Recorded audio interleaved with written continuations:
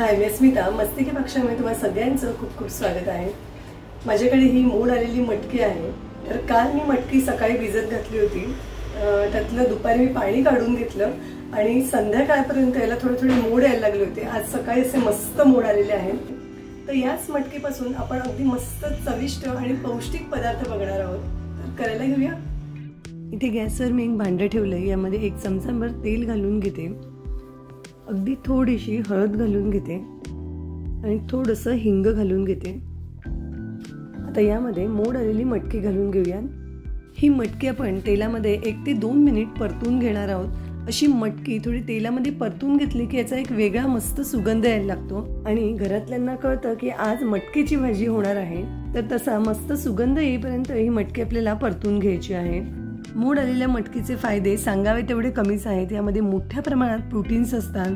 त्यामुळे जे शाकाहारी आहेत, नॉनव्हेज खात नाही, त्यांना मटकीतून भरपूर प्रमाणात प्रोटीन्स मिळतात. यात भरपूर फायबर्स आहेत. त्यामुळे ज्यांना कॉन्स्टिपेशनचा त्रास आहे त्यांनाही याचा फायदा होतो.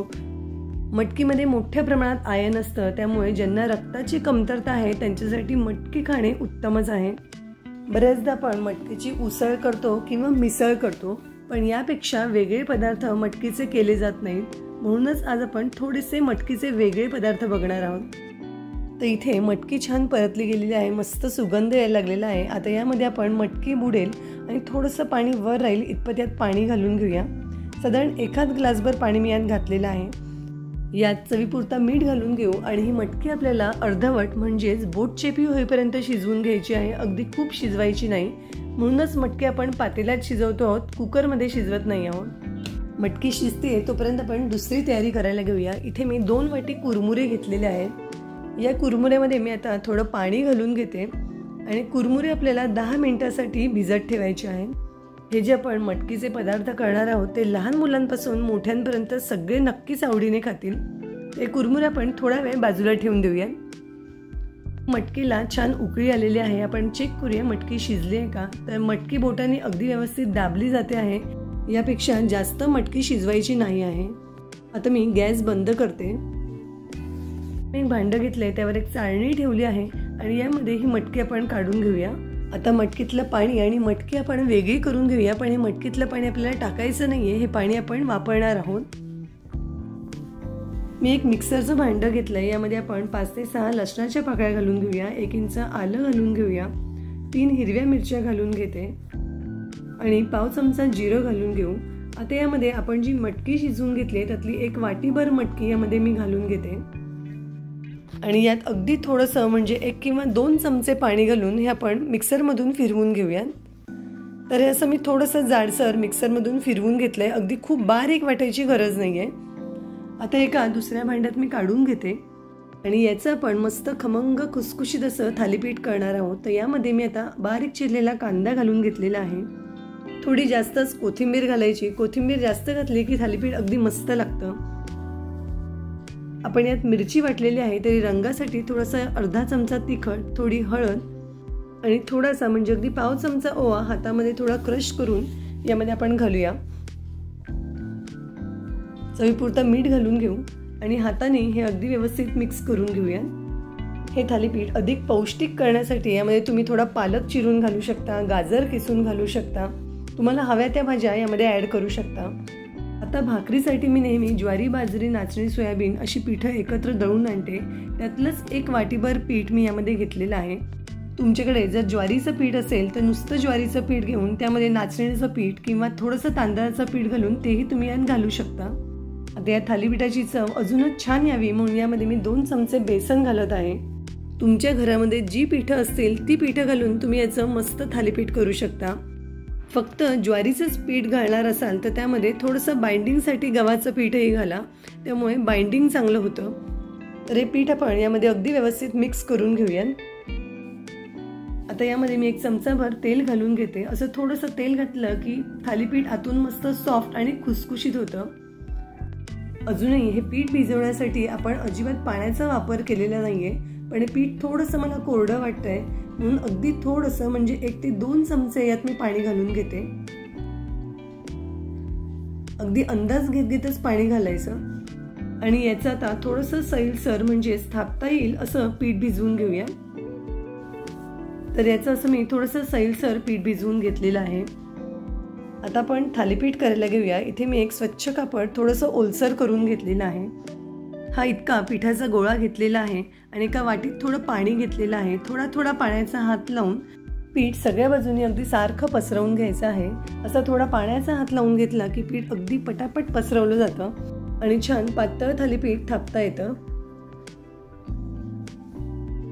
इथे मी थालीपीठ करायला घरातलंच भाकरीचं पीठ वापरलेलं आहे, पण जर तुमच्याकडे भाजणीचं पीठ असेल तर तेही तुम्ही वापरू शकता. तर सगळ्या बाजूनी सारखं असं पातळ थालीपीठ थापून झालं की मध्ये 4 ते 5 अशी छिद्र करून घ्यायची. इथे गॅसवर मी एक तवा ठेवला आहे. तव्यावर एक चमचाभर तेल घालून घेते. तेल अगदी व्यवस्थित पसरवून घेऊया. तवा छान गरम झाला की यावर आपण जे थालीपीठ थापलेलं आहे ते अगदी अलगद घालून घ्यायचं. सगळ्या छिद्रांमध्ये असं थोडं थोडं तेल घालून घेऊ, म्हणजे थालीपीठ आतपर्यंत अगदी व्यवस्थित शिजतं. कडेकडेने असं थोडं थोडं तेल घालून घेऊया. आणि आता यावर मी झाकण ठेवते. गॅसची फ्लेम मीडियम ठेवून खालच्या बाजूने छान खरपूस होईपर्यंत साधारण 2 ते 3 मिनिट हे आपण असं छान भाजून घेऊया. साधारण 2-1 मिनिट झालेले आहेत. आपण चेक करूया खालच्या बाजूने हे व्यवस्थित झालंय का. येस, खालच्या बाजूने अगदी मस्त खरपूस भाजलं गेलेलं आहे. दुसऱ्याही बाजूने हे असंच 2 ते 3 मिनिट खरपूस भाजून घेऊया. पण आता आपण गॅसची फ्लेम मोठी करूया आणि झाकण ठेवायची गरज नाहीये. दोन्ही बाजूने थालीपीठ असं खरपूस भाजून झालं की हे थालीपीठ मी आता काढून घेते आणि असंच आपण बाकीची थालीपीठं करून घेऊया. आता आपण वळूया मटकीच्या दुसऱ्या आणि थोड्या वेगळ्या रेसिपीकडे. हे जे कुरमुरे आपण थोड्या वेळापूर्वी भिजत घातले होते त्याला 10 मिनिट झालेले आहेत. आता यातलं सगळं पाणी आपण पिळून काढून घेऊया. त्या कुरमुऱ्यातलं असं सगळं पाणी मी काढून घेतलेलं आहे. तुम्ही चॅनलवर नवीन असाल आणि अजून सबस्क्राईब केलं नसेल तर जरूर सबस्क्राईब करा. बेल आयकन क्लिक करा, म्हणजे मी कुठलेही नवीन व्हिडिओ टाकले की तुम्हाला लगेच कळतील. व्हिडिओ आवडला तर जरूर लाईक करा आणि आपल्या मित्रमैत्रिणींसोबत नक्की शेअर करा. इथे गॅसवर मी एक कढई ठेवली आहे. कढईमध्ये 2 ते 3 चमचे तेल घालून घेऊया.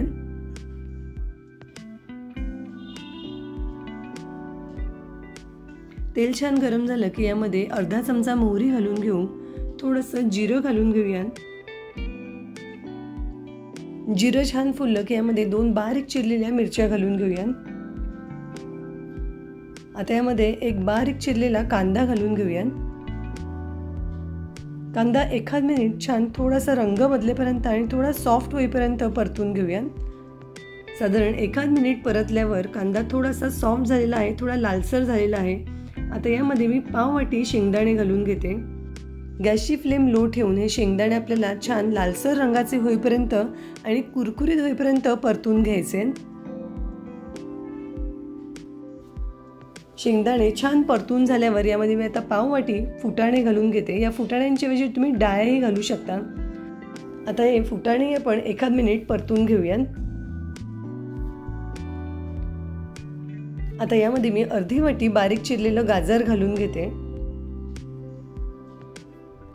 गॅसची फ्लेम हाय ठेवून गाजरही 1 मिनिट परतून घेऊया.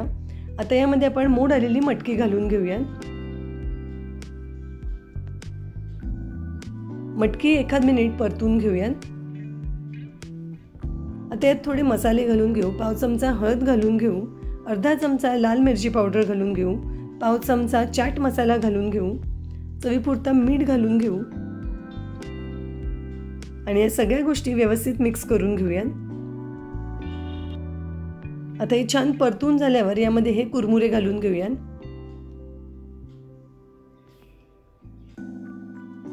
कुरमुरे यामध्ये मस्त 2-1 मिनिट परतून घेऊया.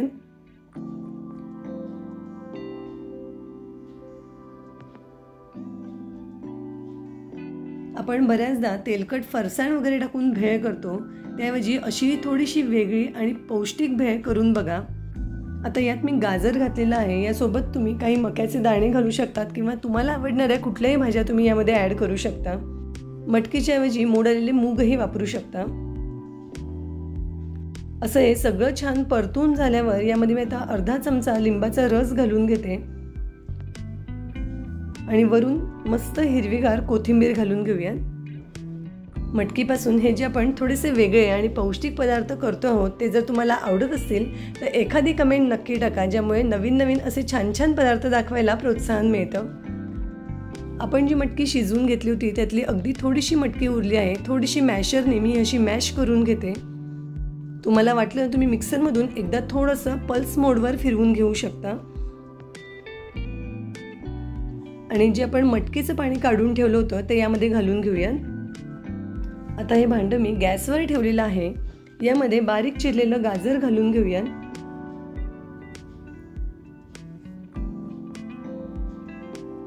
अगदी थोडासा चाट मसाला घालून घेऊया आणि 2-1 मिनिट मीडियम फ्लेमवर याला छान उकळी येऊ देऊया, म्हणजे गाजर थोडंसं शिजेल. आता याला मस्त उकळी आलेली आहे. यामध्ये अगदी थोडासा म्हणजे अर्धा चमचा लिंबाचा रस घालून घेऊ आणि इथे आपलं अगदी मस्त पौष्टिक असं मटकीचं सूप तयार झालेलं आहे. तर आज आपण मस्त खमंग खरपूस असं मटकीचं थालीपीठ केलं. थोडीशी वेगळी आणि पौष्टिक अशी मटकीची भेळ केली. मग अशी ही भेळ करताना सांगायचं राहून गेलं, या भेळेसोबत तुम्ही गोड चिंचगुळाची चटणी आणि हिरवी पुदिन्याची चटणी टाकून ही भेळ खाल्ली तर ही भेळ अगदीच छान लागते. आणि हे आपलं मस्त पटकन होणारं मटकीचं सूप केलं. तर या तिन्ही पदार्थांमधला कुठला पदार्थ तुम्हाला जास्त आवडला हे कमेंटमध्ये नक्की सांगा. तुम्ही हा व्हिडिओ कुठून बघताय हेही कमेंटमध्ये सांगा. यापूर्वी आपण मुगापासून 3 वेगवेगळ्या पदार्थांची रेसिपी अपलोड केलेली आहे. त्याची लिंक तुम्हाला डिस्क्रिप्शन बॉक्समध्ये देते, तीही तुम्ही जरूर चेक करा. पुन्हा भेटू अशाच एका मस्त रेसिपीसह. धन्यवाद.